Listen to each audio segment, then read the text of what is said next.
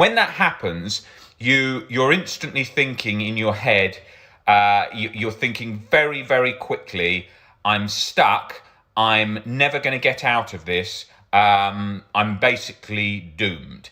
In that moment, that's what you tend to think. This sort of fear cycle that you're never gonna work out. You're never gonna find a way out of this, and you tend to think that. So then, when you go through shifts, you get over certain fears. You think, I've made a big improvement here. I'm feeling a little bit freer. And then you might get this sort of false dawn where you think I've cracked it, I've recovered, and then something else comes in, or you just have a different relationship with the anxiety and OCD. And all these little sections of the journey, you get more confident, or you feel more set back or more stuck. So it's understandable that we're going to get completely fixated on, I need to know that I've definitely recovered. I need to know that everything's sorted. And we're observing, like I say, with this imaginary thermometer in our head 24/7, trying to check how anxious am I still? How scared am I still? How much is the physical anxiety affecting me? And all these different areas. It's the same as somebody who's fixated on their weight and they are wanting to be, not talking about someone with an eating disorder, I'm not talking about somebody with body dysmorphia, I'm talking about just an individual in the general population who's fixated on their weight. They want to be in a great shape in their mind for going on holiday or whatever, or for Instagram pictures.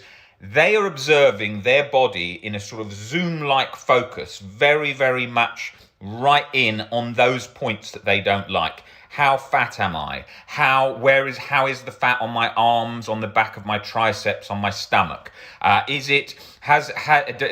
that fat consistency? How does that look in the light? How does that look? Or maybe then they're worried about tan and looking pale or whatever. All different things they're zooming in on. Well, they're going to be completely fixated on that, completely fixated on all those levels. And then other people's compliments to them will say, hey, you're looking pretty good at the moment. You've been working out something, boost, because they've got conditional self-acceptance. So there's obviously a boost. And then they're looking at all those parts and, I feel okay in this particular item of clothing, and then in that light, and they're zooming in and they're focusing on that. Now, it's very much the same with an anxiety disorder in our situation, where we're looking at, how have I been feeling today? How did I feel when I woke up? Did I have a lot of energy when I woke up? How did I feel the other night? I stayed out till this time and I wasn't too bad. Physical symptoms weren't too bad. How have I felt with that thought? That thought seems to have gone down a bit. How have I been when I've been working? I've been working quite well and I've forgotten about it. So there's that whole journey going on with this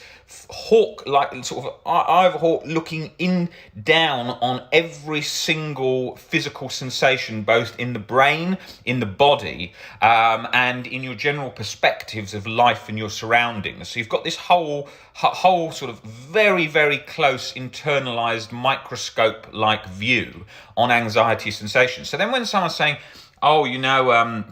in the general medical setting, where they don't of course understand OCD into the great amount of detail that you guys often do, they will say things like, yes, there's treatment resistant cases, yes, some people have to be on meds their whole life, yes, you're going to have to be on a very high dose of meds, and so on.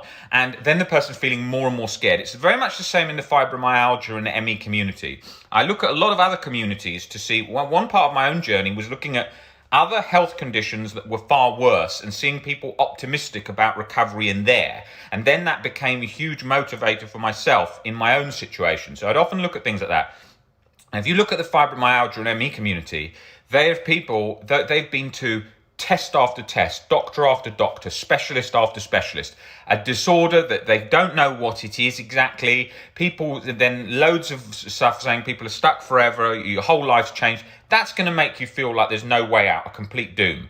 And the human brain doesn't like that, obviously. The human brain is looking for a way out somewhere, and obviously we can get fixated on that and go over the top with that as well, in terms of, I'm going to work overboard, at absolute overtime to get better. Now, that's what I did. I was completely obsessed with that position to make sure that it was a consistently every day 4 to 5 hours a day recovery journey. That is absolutely over the top, which became counterproductive. Sure, I learned a lot, but I was fixated on recovery. And again, you see that in the fibromyalgia and ME community, where they are talking about how when they stopped being completely fixated on recovery, it actually played a significant part in their recovery. Now, you do need to be very disciplined for recovery, but at the same time, you can't be you can't do it absolutely over the top, because that becomes counterproductive. So it has to be a balanced approach, and it has to have different phases at different periods, sometimes doing more where needed, sometimes doing less.